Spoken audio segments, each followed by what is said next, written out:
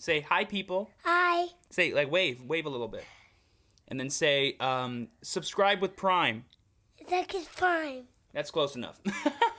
This is Purple TLC, Turbo Lucimon Cherubi, and I use the deck very similar to this to go X2 in the PPG Pro-Play Tour Qualifier. Now, I'm sure a lot of you guys are used to seeing Cherubimon, but you're used to seeing it with a yellow base or yellow eggs, and not used to seeing it with a pure purple base. This is a version of the deck that my pal Pete worked on. He was kind enough to share it with me, and I've been playing it ever since. I think it's a really fun way to play Digimon, and while it may not be strictly better, I view it as strictly better than the yellow base variant. I do think there's a lot going for it overall in this current format of BT7, especially if you introduce things like mulligans and side decks. If you plan on playing Cherubi for the upcoming Miami Digimon Card Game Fest, this is a deck you should totally consider. If you guys are excited for this video and want to see more like it in the future, be sure to smash that like button, subscribe to the channel, and click that bell for notifications so you know when my videos go live for you. With that being said, let's hop right into it, beginning with our eggs. We have a bit of an unorthodox choice here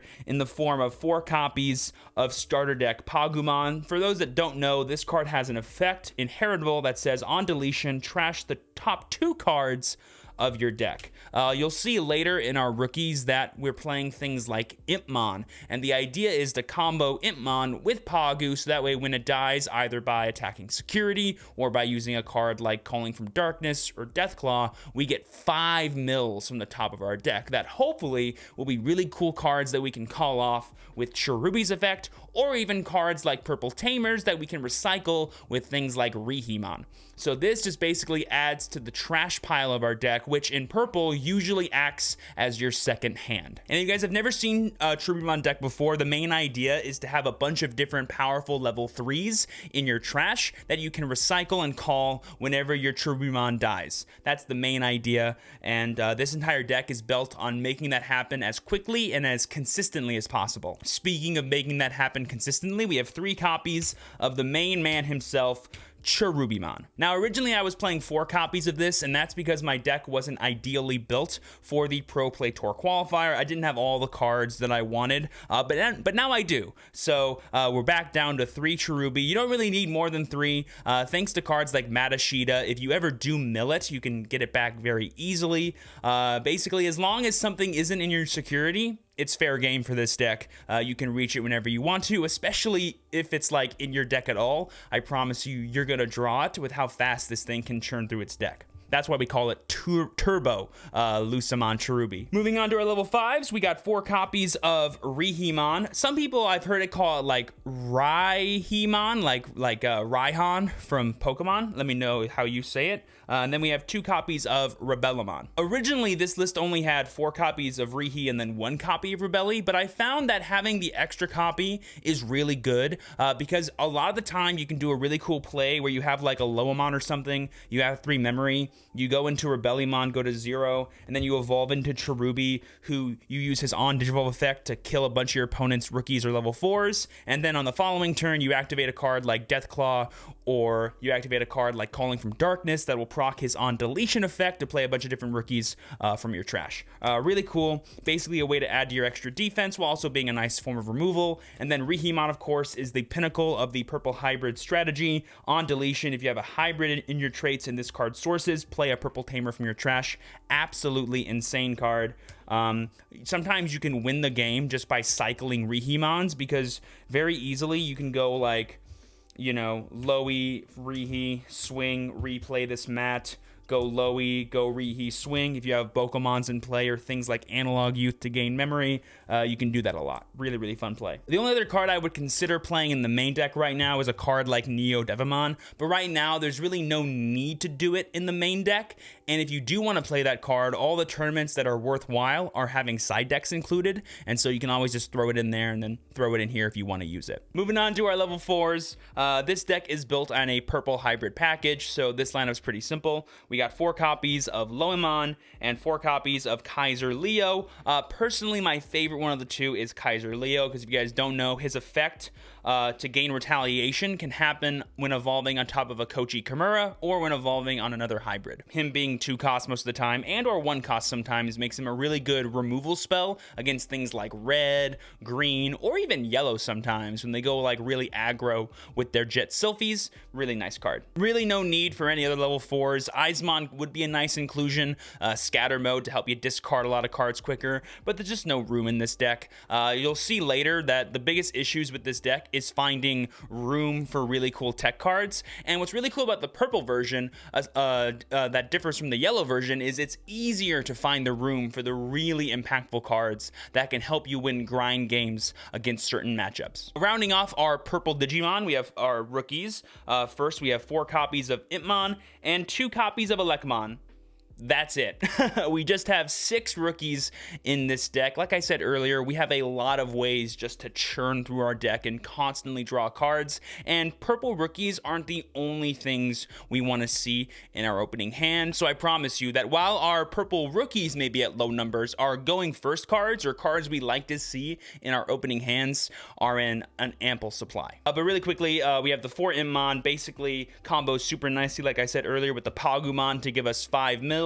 Literally, as long as you mill a purple tamer, any of the rookies I'll show you later, it's always going to be a good mill. And sometimes you can like mill things and then like play a purple mat from set 1 to bring back certain purple cards you want to use the combo later. Really useful card for just adding to your second hand. And then 2 copies of Elecmon. This format is full of pesky Bokomons. It's full of pesky floodgates like Sayako or Mordecai Betamon. Having Elecmon to just like deal a damage, potentially die, and then kill it, or go for really powerful Deathclaw value is so nice. Right now, we're not playing Gazimon, a card you could find room for in the main deck, no question. But again, why would you do that when if you're playing this in a tournament, you're probably going to have a side deck. So we're not really worried about trying to figure it out. But if I'm honest with you, I probably still wouldn't put a card like Gazimon in the main deck because the main thing you're trying to stop are effects like Bokomon. And we have things like Elecmon or Deathclaw that can do that in a more like permanent solution. Up next, we have the main engine of this deck. The main thing that makes it work are purple tamer cards.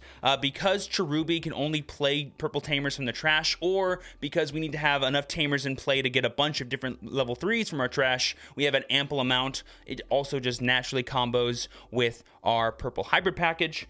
We have 4 copies of Kochi Kimura, personally my favorite of the bunch. The gain memory on deletion may be simple, but it's a super awesome inheritable. And then being able to draw and discard is really nice for, again, filling your trash with good targets. I'll show you guys the really good targets later.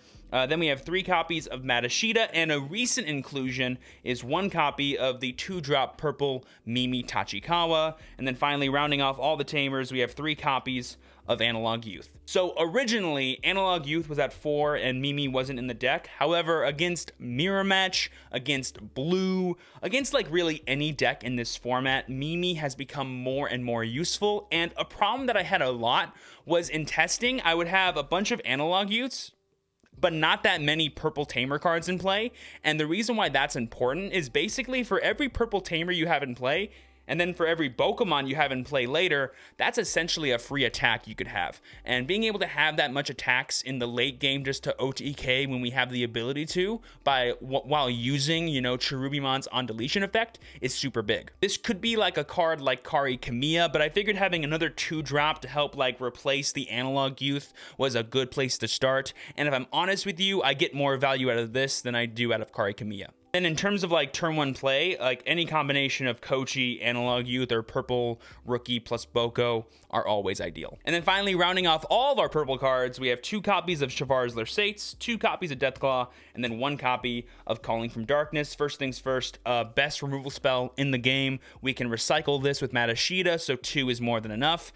We have a lot of recovery in this deck, and in the late game, it's actually totally possible to guarantee recover one of these, which is super fun to do sometimes. And then we have 3 sort of, force deletion cards. It could have been 3 Deathclaw. It could be 3 Calling. I like right now the split of 2-1. This can deal with pesky level 4s or lower that are annoying, and it's a really nice card to kind of like clear out floodgates in the early turns. And then we have 1 copy of Calling from Darkness. This can set up some crazy plays with other cards that we have in the deck, and the fact that you don't need to actually delete a Digimon does just make this card super useful, because like there's a ton of situations where you have like all the tamers you want, but not enough hybrids to actually climb up. If you have like an empty board of Digimon, you can just go calling, bring back the hybrid lines you need, go, level 4, level 5, Cherubi, pass, next turn, pop Cherubi, win the game. Super awesome. Really do love this. And as long as you have a Matashita in your trash, you can recycle any of these cards, which is really strong. And then finally, we have like the last two big packages of this deck that makes the power ceiling just that much stronger. We have firstly the best card, no question, to call off of a Cherubimon on deletion effect for Bokomon. Being able to, pop Cherubi, play at least 2 Bokomon is always game winning. If you have like enough purple tamers in trash, you can just OTK out of nowhere. It's hilarious.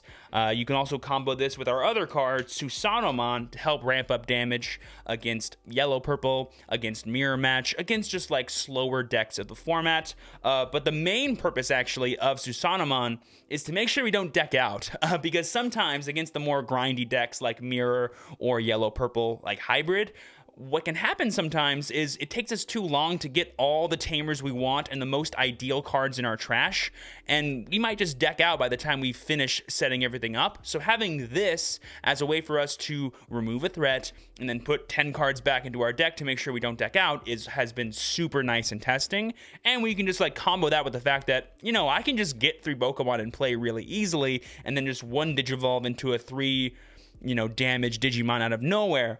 Super useful card. Susanomon is a card that the yellow-purple variant can't actually find room for in Cherubimon. But in this version, because we're playing a pure purple package, we have way more room for cards like this that are more specific, but can definitely help you out when the situations arise. And then finally, we have personally the favorite package that I like to abuse. We have 4 copies of Lucemon and then 1 copy of Lucemon Chaos Mode.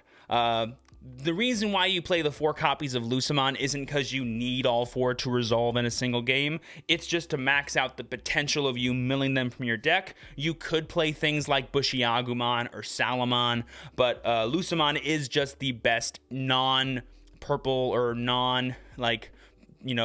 standard Digimon that you can play off of Cherubimon's effect, because his effect to summon Digimon is not color restricted. Being able to guarantee recover can help you just outgrind decks like Blue Hybrid, and then comboing that with a card like Lucemon Chaos Mode to have extra removal against Tamers or against powerful level 6 Digimon is really nice. In the original version of this deck, it was 4-2, but Chaos Mode has been proven to be a nice card to have, but not always a needed card against most matchups. However, again, against like more grindy decks like Yellow-Purple Hybrid, siding into a second one is totally a thing you can do. And fun fact, I have had like 30 cards in my trash before, and I've been able to play this dude for like 5 and just still get all the benefits, and then the following turn it into a Cherubimon, which is just hilarious. So yeah, that is the, mono purple TLC version of Cherubi that my pal Pete came up with and shared with me. I think this deck is super cool. If you're a fan of this style of like combo deck / setup deck in Digimon, I definitely recommend it. And if you can come up with a cool side deck of like Program Shutdown, Neo Devimon, extra Chaos Modes, extra Rebellies, I could totally see this deck or a deck like it taking down the Digimon Card Game Fest in Miami. If you ever want to see deck profiles like this or be a part of live streams like this in the future, be sure to follow me on Twitch. Link is down below as always. And if you enjoyed the video and got any value out of this deck list, be sure to let me know by smashing that like button, subscribing to the channel, and clicking that bell for notifications so when my videos go live for you. With all that being said, I've been your true champion, Steven. Please be sure to work hard, rest easy, and live well. And I will see you all next time. Peace.